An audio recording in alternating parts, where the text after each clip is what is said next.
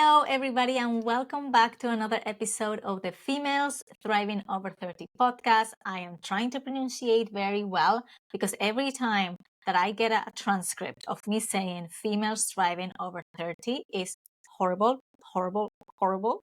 I might need to make a video of all the different ways that it's transcribing how I say the name of our podcast.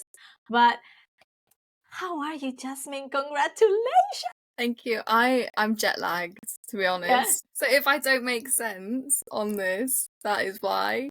But also just feeling very overwhelmed, very happy, very excited for everything that I've got to come. But also, like, I know I want to make the most of the year, so I feel like I've got a lot of work to do. Yeah, I mean, you Mixed have just emotions. started. You've just started, really. So you Yeah. have plenty of time to do lots of things. And the fact that you are jet lagged today, maybe it's gonna make for a really fun episode. So Yeah. I'm all for it. You know, I am all for it. All for it. I am right now in, I don't even know the area in the UK that I am in. But I am here for the Miss Great Britain Masterclass, and I am here with our guest today.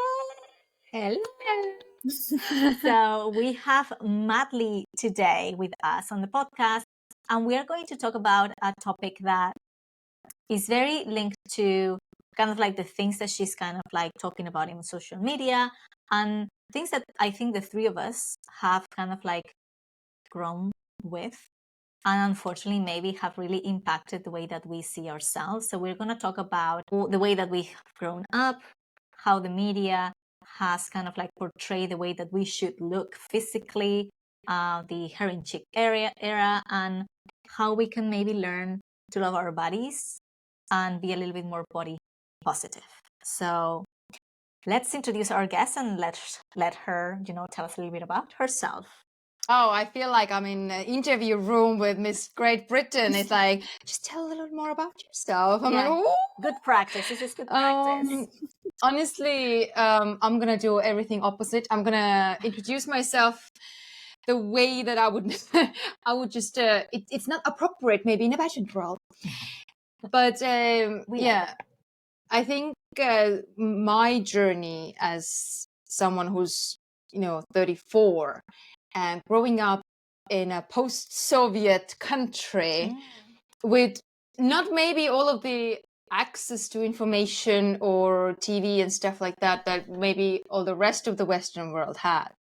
But as my 20s were in European Union, like all this, you can travel, you can do like all of the, what came into our media room changed. And I think one way, growing up in three different eras, one of those was really like just new country, figuring self out. People had so much else to do than thinking about maybe their bodies, but the only info they had was from the movies and from the, really big celebrities and magazines. Secondly, the second part is that when you started traveling and suddenly seeing other people that don't really particularly look like you, maybe they look a little bit different, they have all the access to different foods. I think that's really fundamental thing.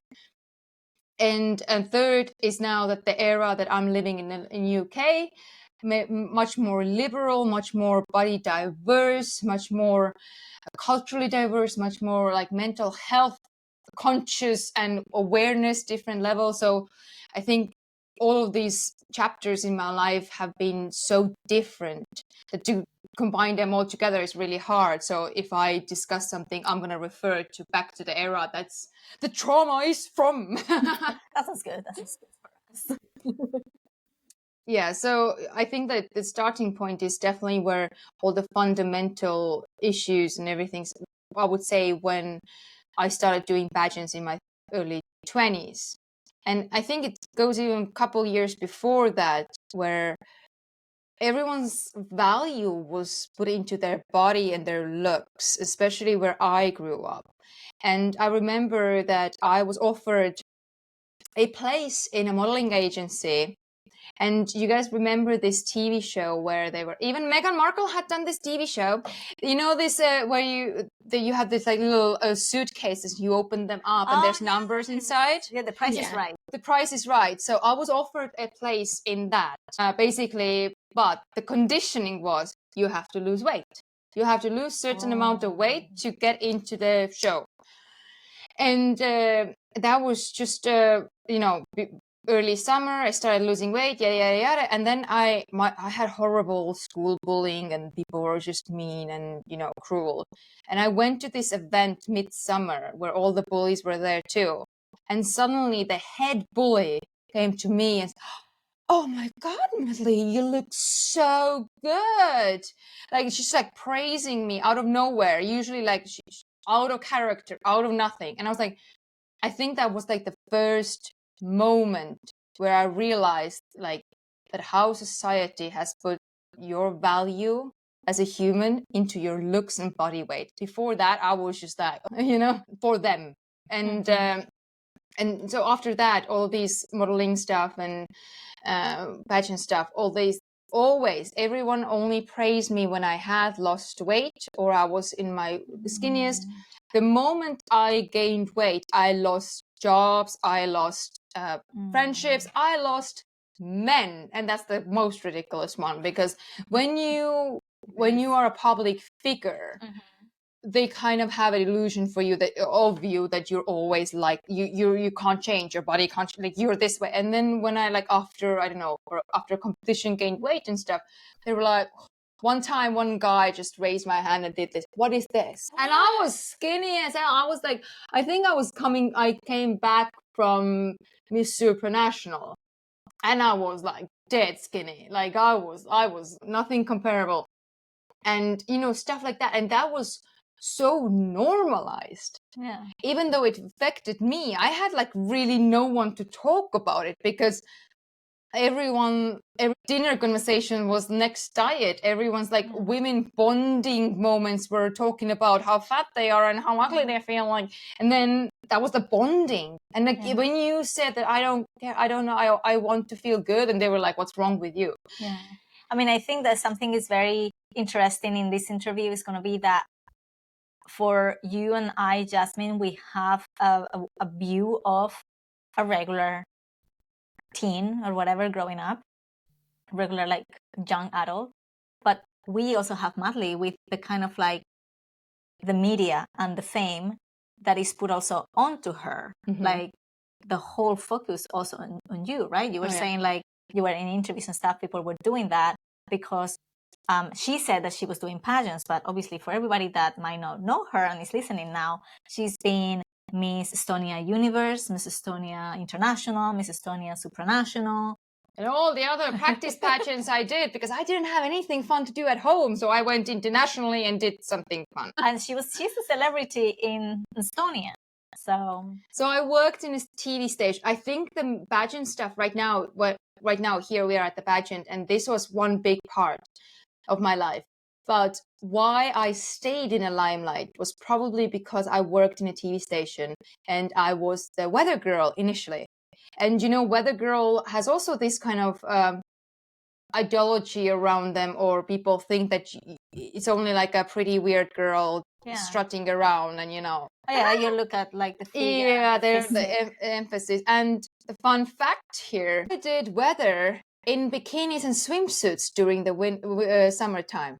That's interesting. So I was on screen on a primetime news in the summertime in swimwear.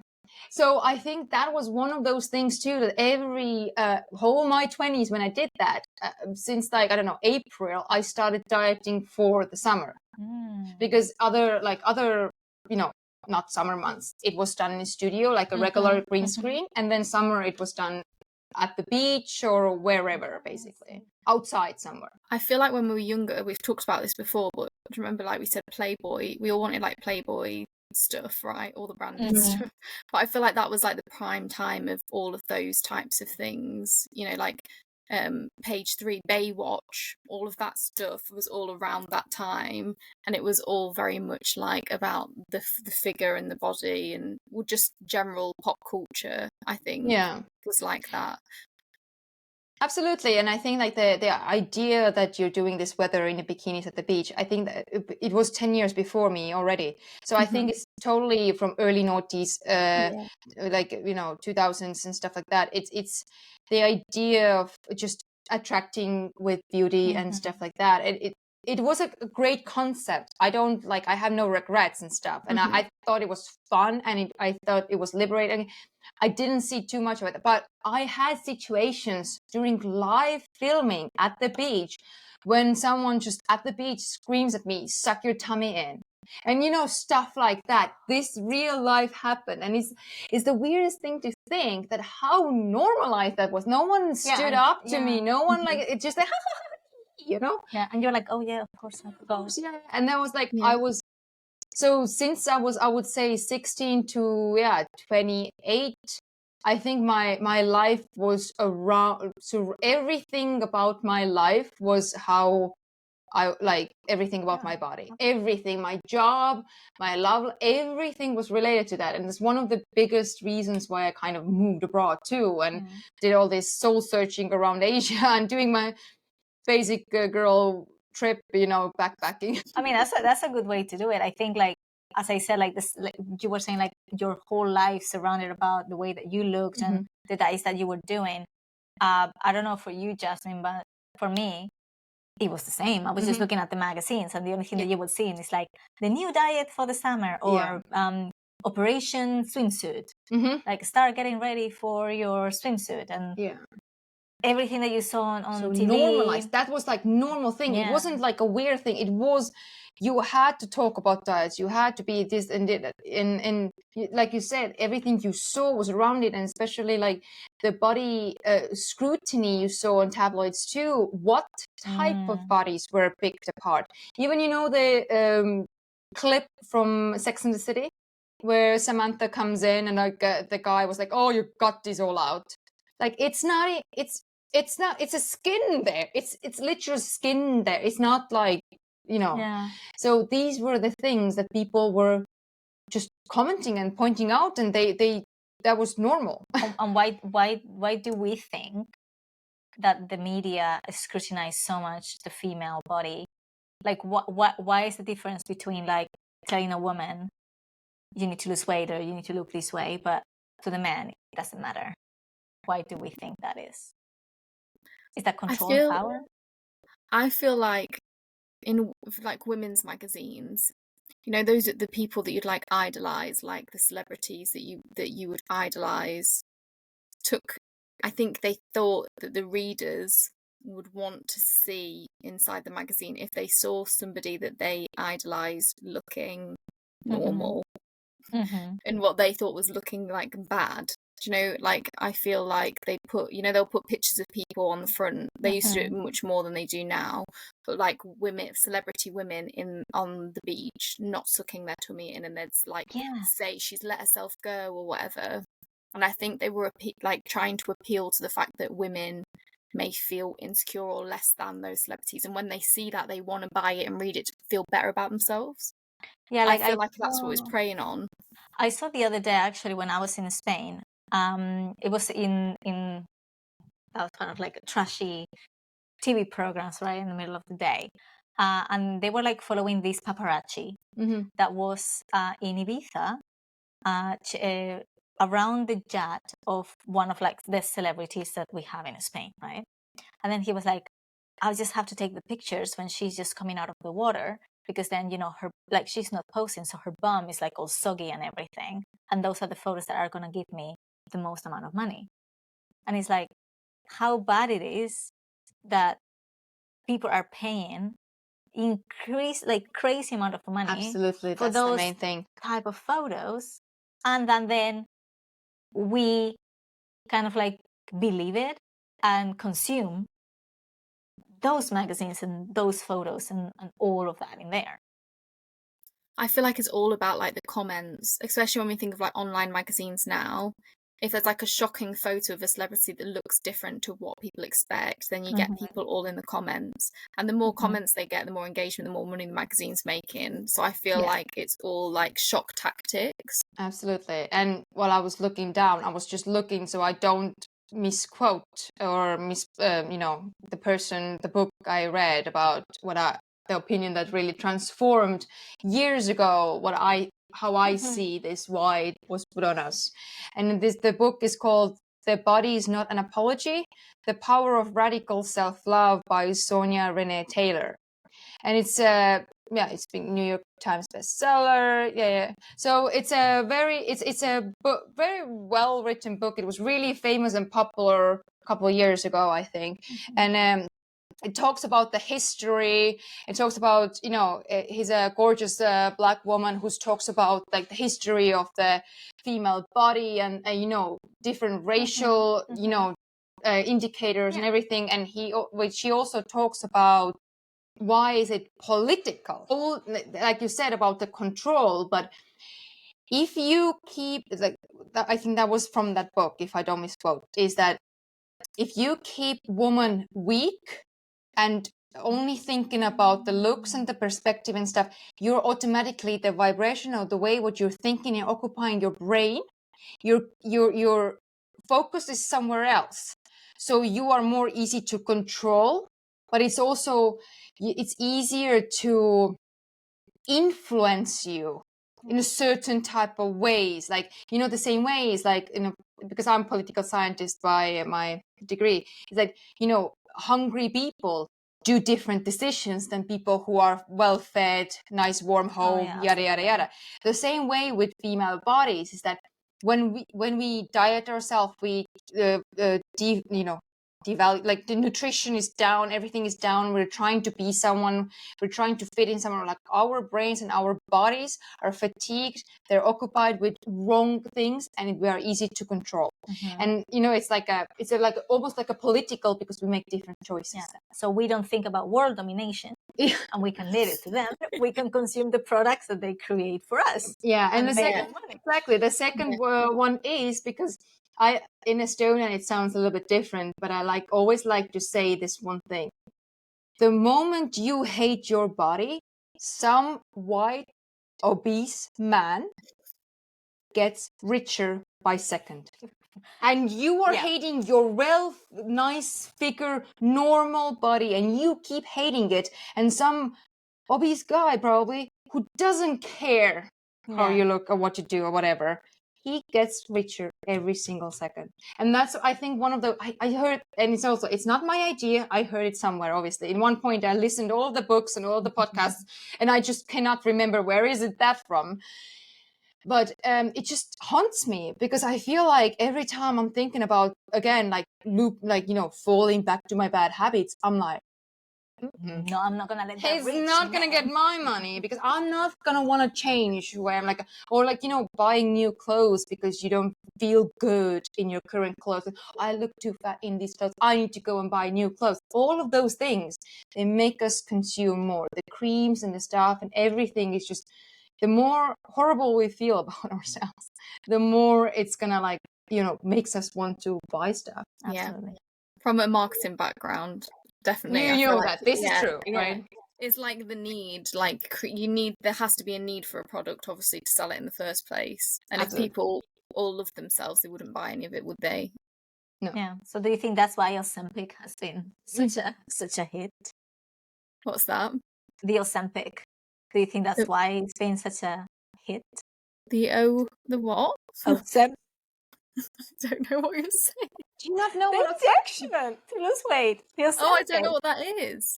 I don't know it. Oh, no, amazing! I love it. So it was not my pronunciation. No, I don't know what it is. No, I don't know what it is. No, that's great. I mean, that's amazing that you don't know. Should I know this? Should I know this? I don't know what it is. No. You should. So people are having an injection for weight loss.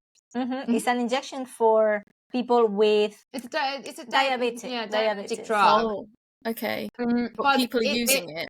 Yeah. Scary. But it's in development and stuff like that. Again, medical industry is a really complex one, so you can't really claim that this is this and this is that. It's a complex, but on the same time, what it has actually shown that people who struggle with weight loss, it's not per se their own fault, because actually a lot of women, knowingly or not knowing, they don't have to have the what you call it, diabetes, but it's called insulin resistance. And like again, one book really well described is that the doors that release all of the right things in the right time, they're like rusty, so they don't move correctly when they need to release and close. So because they, and this kind of like drug is basically helps this thing to work properly, even if you don't have. And a lot of people emphasize the lack of appetite and stuff like that, but it's actually it's regulating your extreme hunger, because when something like insulin and like all these hormones, whatever is it, wherever your hormones not working, then something else has to work double. So often the extreme hunger or constantly focusing on food and stuff like that, it's related to something not working correctly in your body, not per se that you don't have willpower or something. The willpower is just, bad word for a lot of people using to make women feel, again, bad about themselves. Oftentimes it's not. Like, again, if you have a neurodiversity, then obsession of food or food being a coping mechanism is really typical. And then when you have something that's a little bit helping your brain, like for example, like some other drugs for neurodiversity, it's just helping your brain not to have these obsessive thoughts about food, that your body actually gets the right reactions, like actually understands that the body's full or something like that.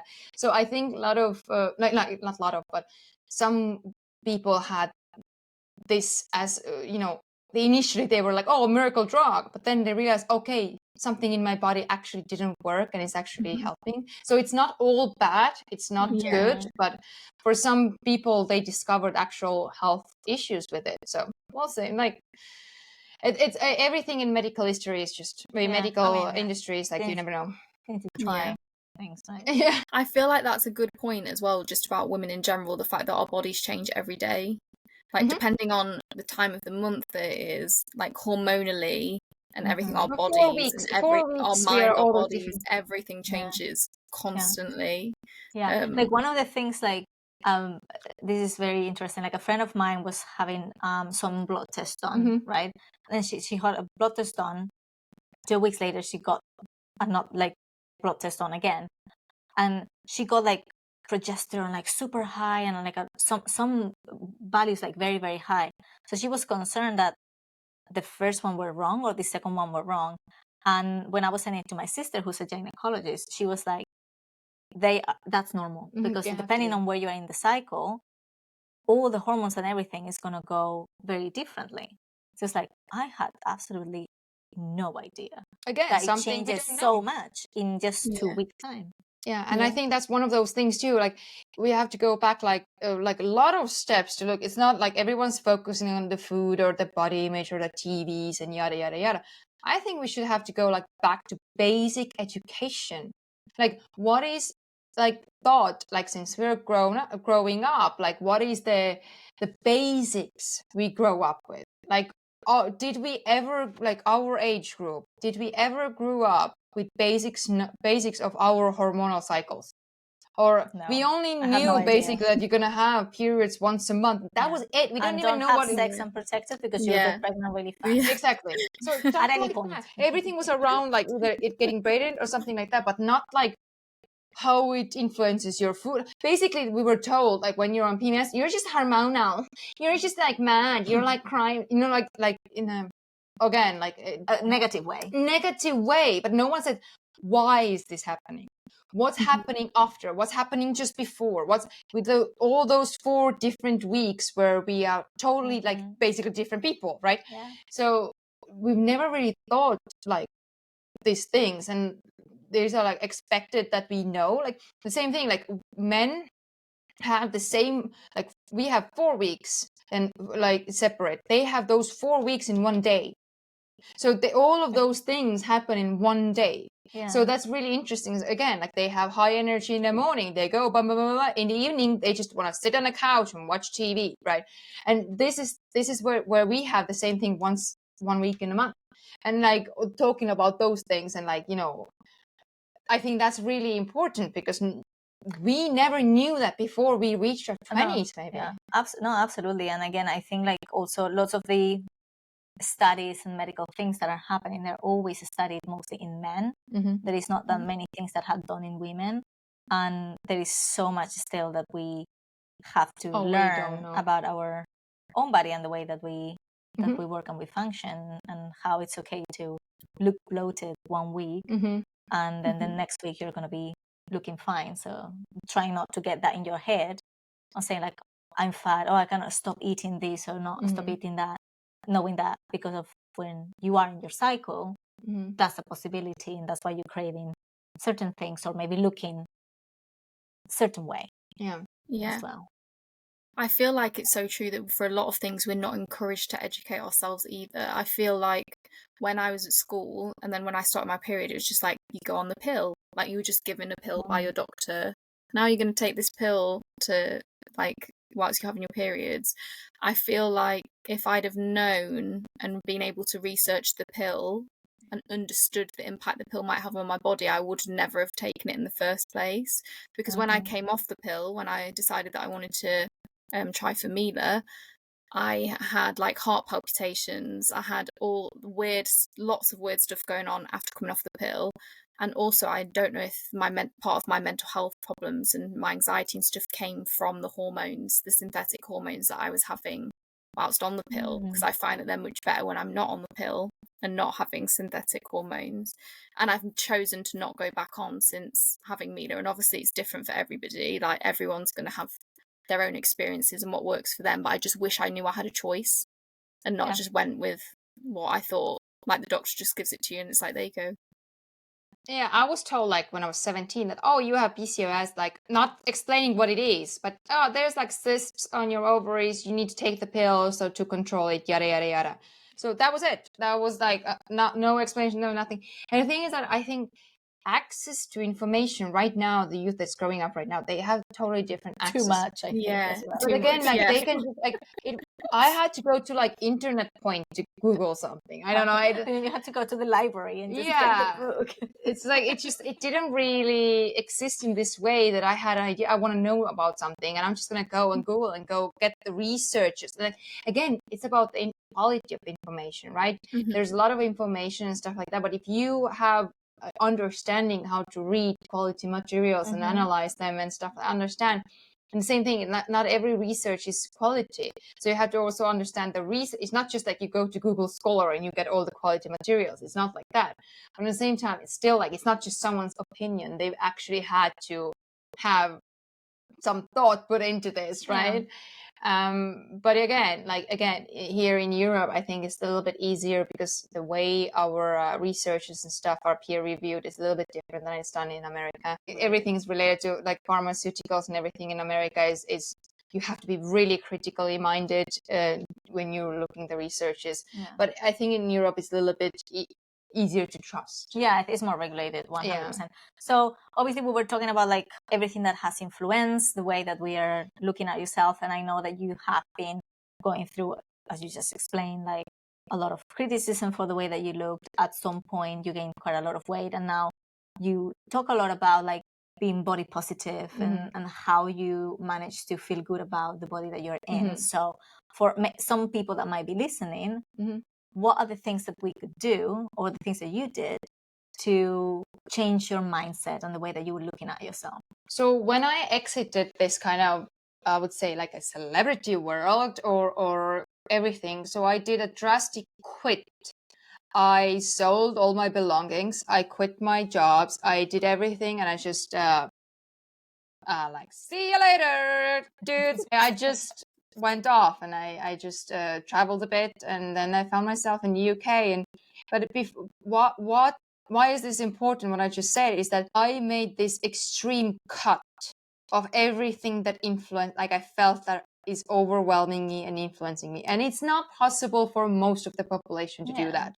And they are still, you have to get this same things in your normal, regular life, your families, kids, and yada, yada, yada. You can't just like, see you later. So that's what was unique. And I understand that I was in a totally different privileged position. But on the same time, it's like transferable skills, right? It's what the ideology was that I just stopped. You know, like sometimes they say that when you have an intolerance, you have to just stop drinking milk. You're like, we're talking like a smoking. You can't. You're smoking. You have to just cut it off, and not a little bit.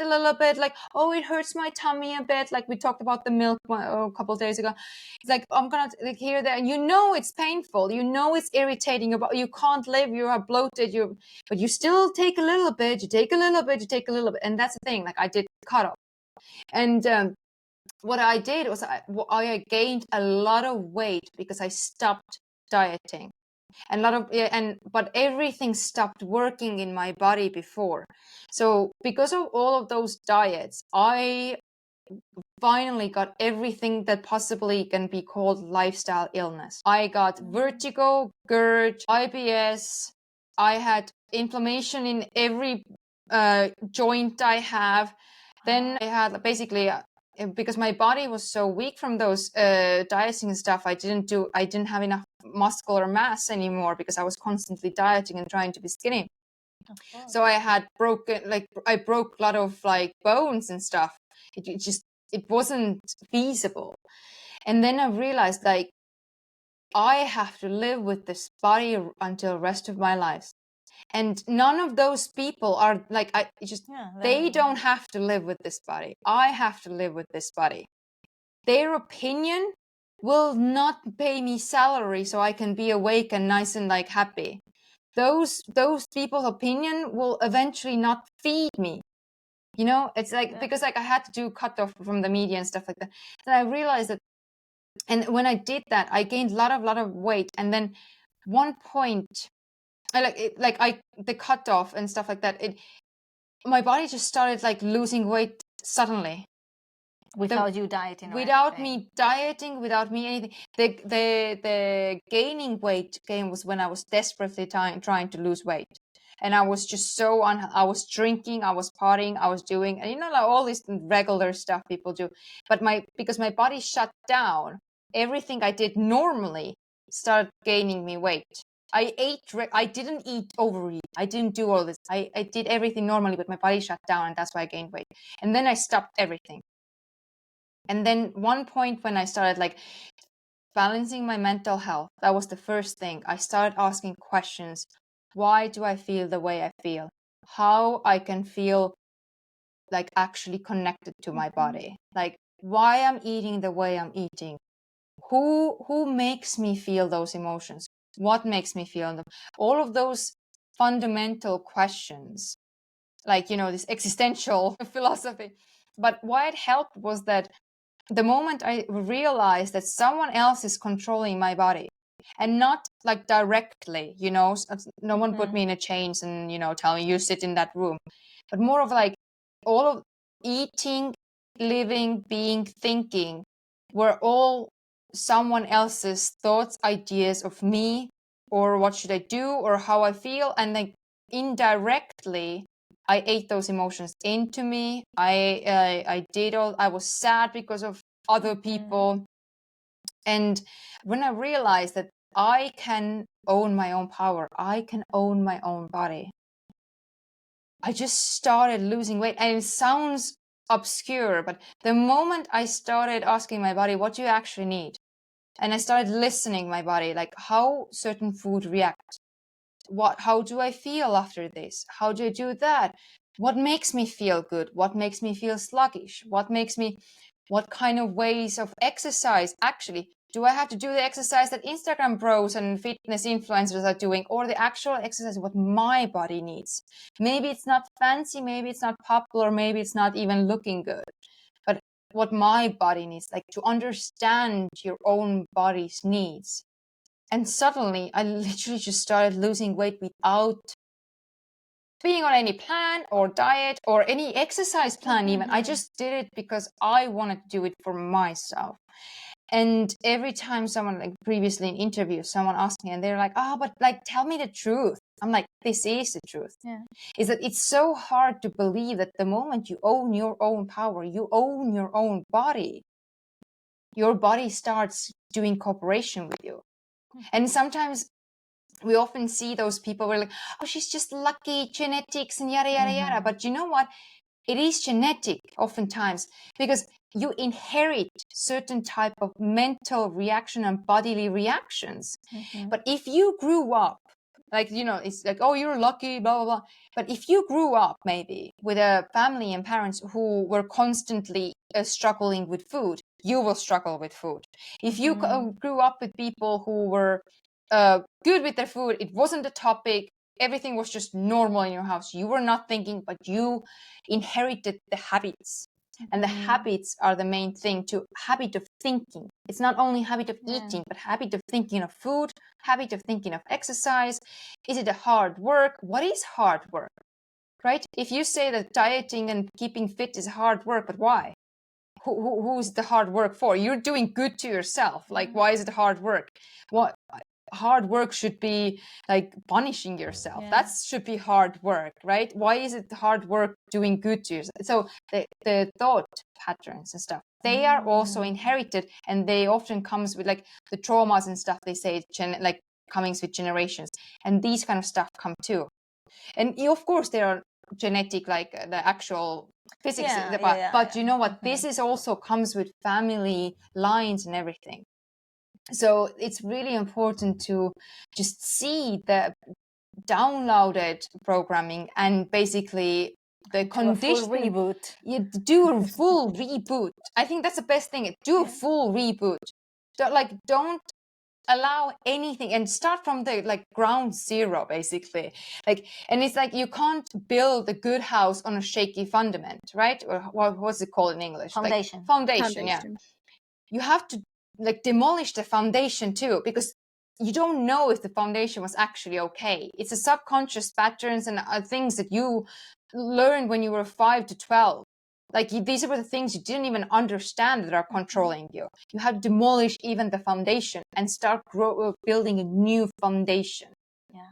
And then, and I think that's the best advice. It was long chat right now, but sorry, but it's hard to describe maybe in short words, especially when you're a foreign speaker. I think you've explained it very, very well. But yeah, I think that's there's no like one thing, do this now. But I think it's like lose everything, lose all judgment, lose everything, and start from ground zero and ask questions.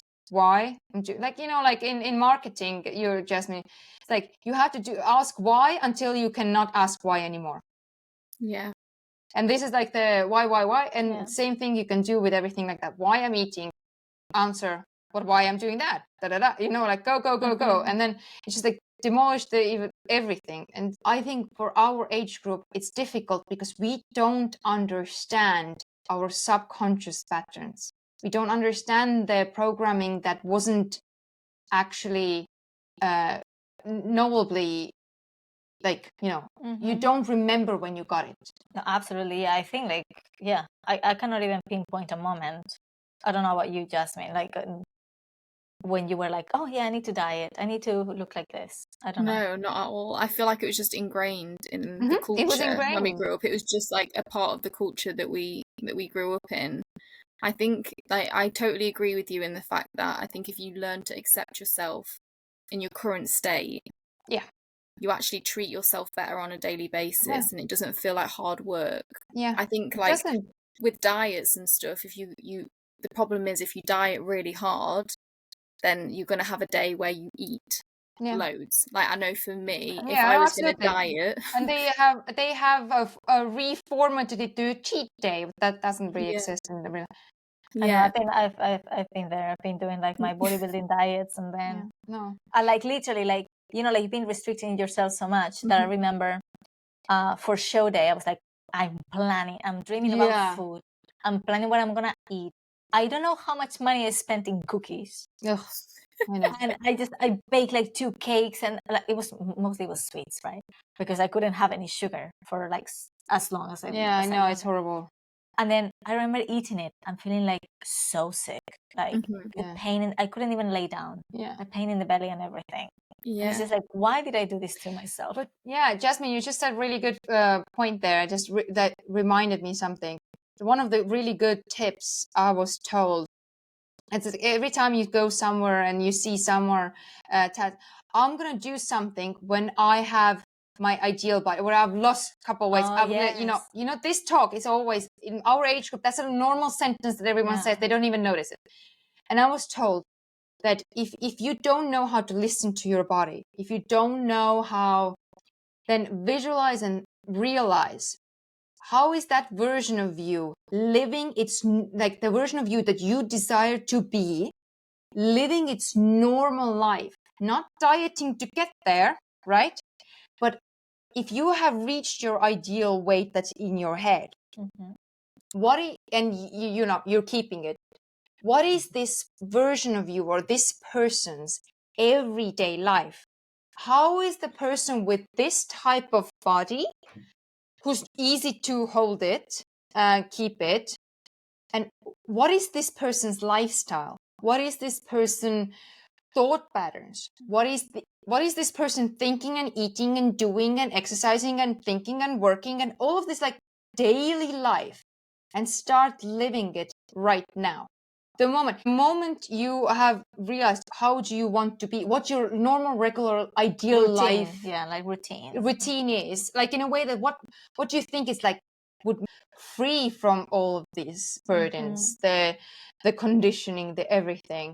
Because that version of me who's happy with herself or lives the life or a fulfilled life or really just present and everything, that version of me is not obsessing about food. That version of me is not counting calories that way. That version of me doesn't hide herself in a room because she feels too fat to go out in public and socialize. That version of me is not trying to lose weight because I'm fine being the way I am. And I think that's what you said. It's like the radical self-acceptance, because a lot of people in our age group do not know what it means to love. And it's not about just self-love, but a love in general, especially from the place where I grew up. The word, we never used love. Love was in those cheesy American movies. We don't know what love means in that. We understand feelings, but when someone says to you self-love, just love yourself, we're like, well, yeah, you maybe in your American dream, but not our reality. And that's the thing. A lot of people don't they haven't ever felt this genuine, true feelings and someone, them being accepted the way they are genuinely. The love has always been conditional. And when someone says like love yourself unconditionally, they don't know how it feels and what it actually means. It's such an alien concept, and they can't make it into their daily life routine because it just doesn't exist. They have to learn like a child a new thing, right? Yeah. So I think it was also that same book that or something else where it should start is a radical self-acceptance. Whatever you have, whatever you will have, whatever you've had in the past, you're fine with it. And that's okay that you don't love it. It's okay that you hate it sometimes. But the fact that you accept your feelings and accept this thing, and it's just like, it is what it is. It is today like it is. Today I feel bad. Fine. Tomorrow I'm not going to feel bad. But, so all these kind of things, they're radical, just every day practicing it radically. And the moment you notice that all those patterns starting coming back, then I have this one trick is that when I had this with food initially, like all the thoughts, oh, I should not eat that because, and I'm like, Madly, 3 squats. Not because the squat was like an analogy in my head. It's just to snap out of the thought pattern. Just how to snap out of the thought, because we spiral into the way that we don't understand. And how to snap it out, you have to move your body. Whatever you do, just wave an arm or do something. But because body remembers. And the only way to switch the thought pattern or cut it, you have to do something different. Because you spiral. If you stay in the same in your body, you have to cut it somehow. You have to do a movement. You have to do something like that. And that's really good, to start. I don't know if you had a question, Justin. I was just going to add that I think denying yourself of anything makes you obsessed about it more than anything else. I think Absolutely. for me, I think as I've got older, if I want to eat, if I fancy a certain thing, I'll eat it, and then I'll just eat it in moderation. Mhm. Whereas if I, like I was saying, if I restricted myself, I would just eat loads of that thing as soon as I felt like I could. And if I feel like it's helped me to eat good portions of different types of food, because I just let my body tell me, like you said, let my body tell me what I want, and I'll eat it. Like if I want a dessert, I'll eat a dessert, but then I'll just the next day maybe I won't be bothered about having a dessert. Yeah. You know. But it's also that's the thing. Like today, I just gave an interview because of my birthday, and I had the same. Like I had video interview, and they were asking me these kind of questions and how's my relationship with my body now, because I've been talking about it a lot and yada yada. And I said, do you know what? Honestly, I still care about it. I still talk about it. It's not like a lot of people say, well, I don't care about it. I don't talk about it. No one has that blah, blah, blah. I think that I think about it and I talk about it, but in a way that it's not because I'm mad I'm gonna eat or something.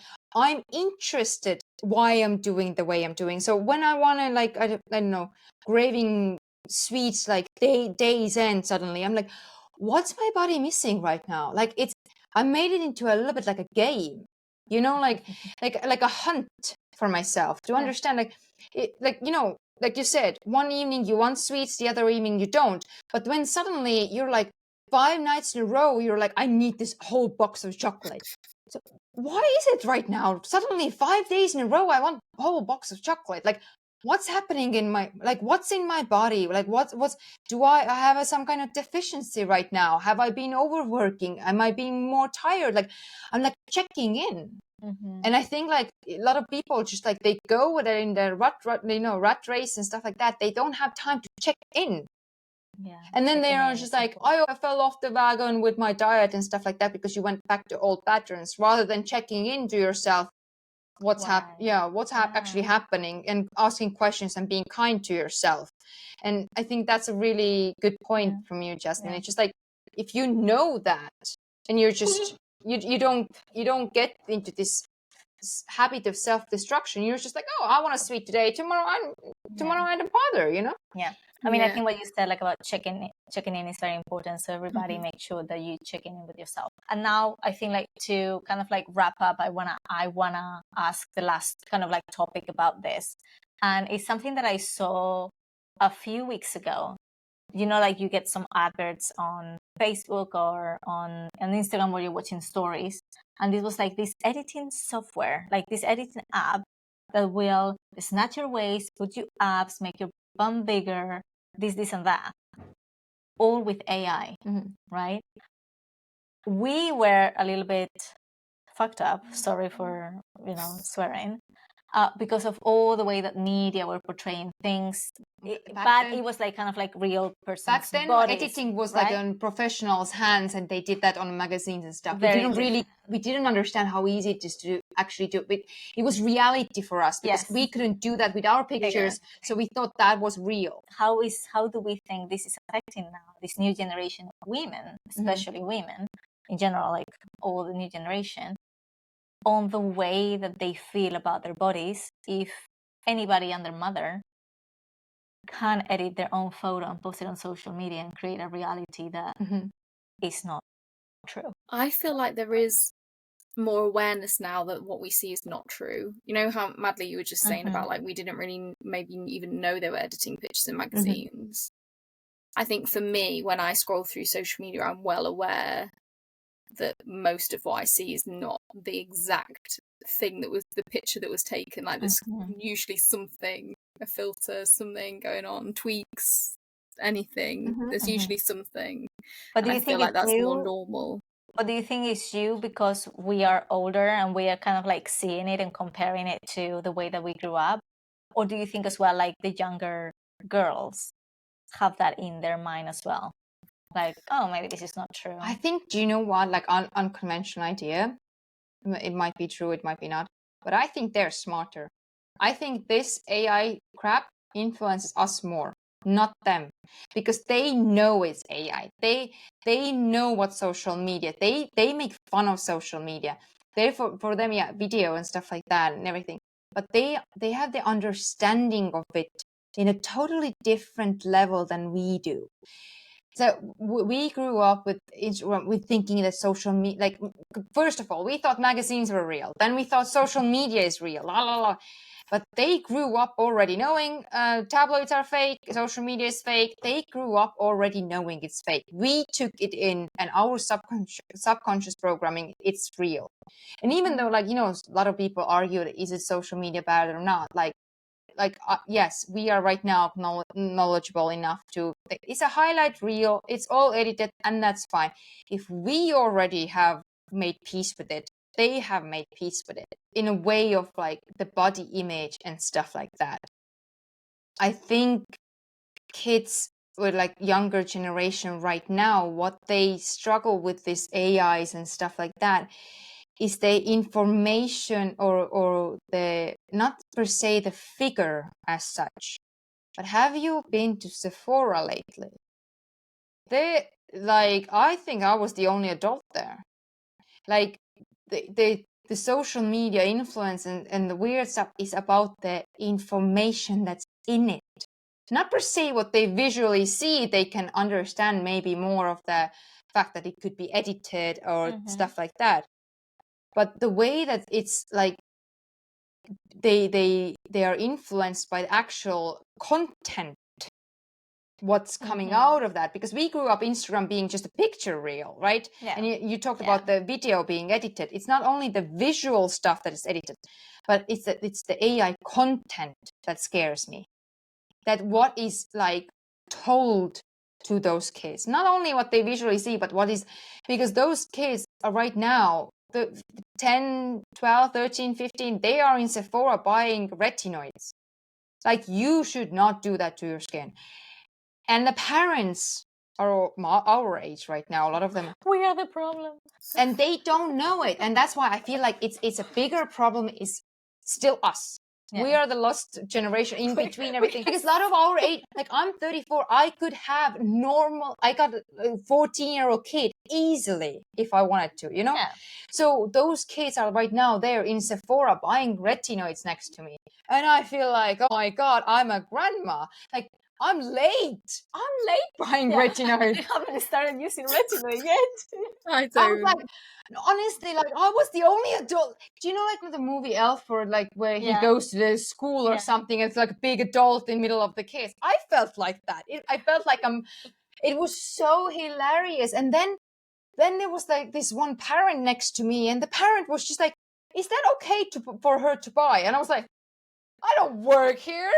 I didn't say that to her, but I was just looking at the parent with huge confusion, I think, and they like. But they will sell it because they will sell it, but okay, all of those things. But it's just, I feel like if we want to change, or like how they feel, we need to be knowledgeable and stuff, and the way we think and talk about and stuff like that. And I think, like, with the, we're already told that the visual aspect is fake, and we're constantly, they know that the visual aspect, but the content is still problematic. Because even if the visual is remotely realistic, or like everything that gets attention is fake, and they still watch it even though it's fake, because they live on Sims was popular when we were kids. Now they're advanced version of Sims realities, and some kids just live in it, so they know it's fake visually, but the content they believe. So I think that's the huge issue with the AI, because the content, they can create the content without like actual anyone saying. Oh anything. I know. I've been for work, we've been checking like an AI program that you can take a photo of yourself, and then you can just like write a script, and they talk. It's basically like you're talking. And it's scarily good. Yeah, it's scarily good, and that's I think that's the level of it. Like, body editing is one thing. Obviously, it's worrying, absolutely. But maybe there's already knowledge of understanding it might be fake. But the content is scary. Yeah. It's like what we've talked about before. I think the aspirations of young people are different. Like, we grew up at a time where like normal jobs is what you'd aim for, like a normal job for the most part, or it would feel quite out of reach to do anything, like to be a celebrity. I think that children grow up now thinking they can be a massive influencer and a celebrity, and that's what they want to do with their life. And I think the danger is they feel like they need to look a certain way to be Absolutely. that person, and Yeah. that's And use the retinoids. Yeah, and use the and I think that's one of those things too, is that what are the influencers, it's not per se that they are saying that this is good. It's rather that even like, have you noticed that, in TikTok, basically to get attention, you have to put your lip gloss on. That is kind of gives expression like, oh, this person is using this lip gloss because she's famous, this lip gloss must be good. It's not about the fact that the lip gloss could be the worst thing ever, but because this famous person with influence is using it, just putting it on, not even telling anything. Yeah. That's the visual aspect, right? Visual marketing.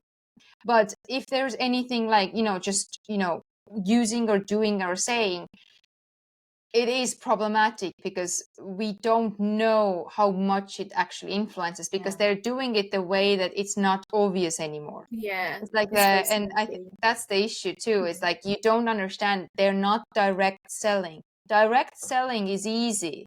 And, like, they're not directly telling this little girl to put retinoids on, but they do get ready with me to get to school and telling a story about their fun day at school, doing this 9-step skincare routine. That's what makes it to buy that. Right, because the story around it is so compelling that you don't understand that was selling you products, and you don't even understand that you're buying it. That's scary. It's very scary, I have to say. I'm scared. But yeah, body-wise too, I think the same thing comes with body-wise. It's just like there are a lot of more this kind of subconscious programming that, like, we are right now dealing to get rid of, and we don't have, as our age group, control or understanding what are the subconscious patterns that right now social media is building in these kids. It's not the obvious ones that we think and see and hear. It's the same way as us. We didn't even understand when we thought that it's normal to think badly about our bodies. No one directly told us that, right? And the same thing right now. We don't understand. We can often look back, and I think that's the scariest aspect of it. Yeah. You know what? I was just thinking how, like, what would be damaging for young people is if they can easily edit their pictures with AI and like change their body and their face that much. Imagine how you would feel if somebody had never met you in person. The first time you met them in person, how insecure would you feel about yourself if you knew nothing like the photo, what they've seen on social media? That could be quite damaging. Yeah, that puts people more into their homes and online worlds, and that's why they're talking right now. That's why the Sims are so popular. Yeah, and the thing is that there's a new generation of sim living a life, and right now I recently heard that the next big marketing deals will be in this virtual reality. Yeah, and they're selling like outfits and stuff on virtual reality, and so we don't really comprehend that well. We just have to go back to the basics and think about like what programmed us, and think about what could program them now. And I think the hardest bit right now is that those who are our age are like, Generation Alpha's parents, right? It's just like, it's so much healing to do in that. It's just like the mental space to understand what next level problems or issues those kids have is, the same way as we struggled explaining that to our parents. And even though we have much more knowledgeable right now, and everyone's like, first step they go to a talking therapist, they start blaming their parents and all this yada yada yada, but they don't really understand it right now. Wasting time blaming generation before, you're wasting time to, like, you could focus on understanding current situation rather than dwelling in the past, how your parents fucked you up. But yeah, we were all effed up a bit, but dwelling. You can say it. I said it before. But just, that's why I'm saying, like, right now the AI stuff is so alien to us. Yeah, we can think, but we don't know how it affects, and their problems like what they're going to be insecure about, and they're going to, you know, cry about the way that we did, maybe so alien for us, the same way a generation Was with our before. parents. Yeah. And that's why I think it's just being conscious that we can't really understand that. And I think that's the really hardest bit about like giving advice for younger and stuff like that. It's just because the way that the information has built their knowledge and understanding and connection with themselves is so different. Yeah. And how to, like, I think the challenge here is to really you know, make sense of it. What the programming they have, because it's so different. And if we start giving them advice from our perspective only, or not thinking about their base level, we're gonna sound like the generations before to us, and the ones that we are going and criticizing right now, right?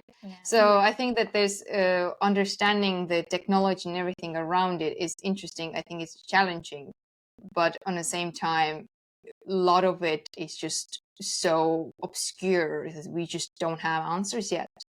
Yeah, I mean, I think we had such a very interesting conversation today. I think we've got so many points. We're going to have so much material to post on TikTok with all of this, because I think we have really good topics that we've mentioned and talk about, really good content. And I really hope that this will help some people to, you know, do a full reboot of themselves and start loving their bodies and start. And if you can't love your body, just accept it. Yeah. And just hate it when you want it, love it when you want it, and just accept the fact that it is what it is. And you're going to move on anyway. Yeah. So, Jasmine, do you want to send us off? Yes. So thank you so much for coming on, Madly. I think this has been a really good conversation. And thank you to everybody that's listened to the podcast today. And we'll be back very soon with our next episode. Make sure you're following us on Instagram and TikTok to see all the good content from today. And we'll see you all soon.